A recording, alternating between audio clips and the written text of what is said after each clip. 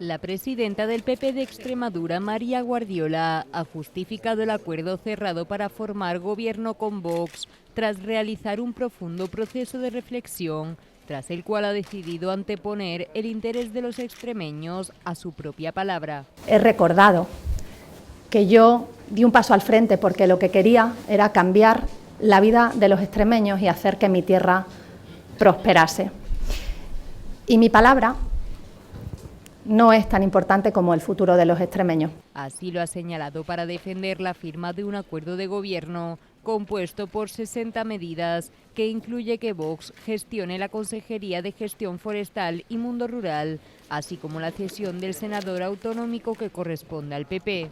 Tengo que señalar que es también condición de este acuerdo que Vox participe en el gobierno, en el futuro gobierno de la Junta, y lo va a hacer al frente de la Consejería de Gestión Forestal y Mundo Rural. Además, el senador por designación autonómica que corresponde proponer al Grupo Popular recaerá también en un diputado de Vox.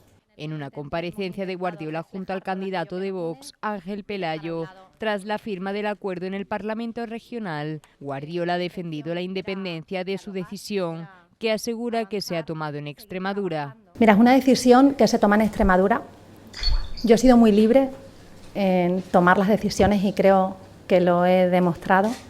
Un acuerdo de gobierno que ha aclarado la dirigente popular no entra en cuestiones ideológicas, de tal forma que se centra en lo que les une y no en lo que les separa.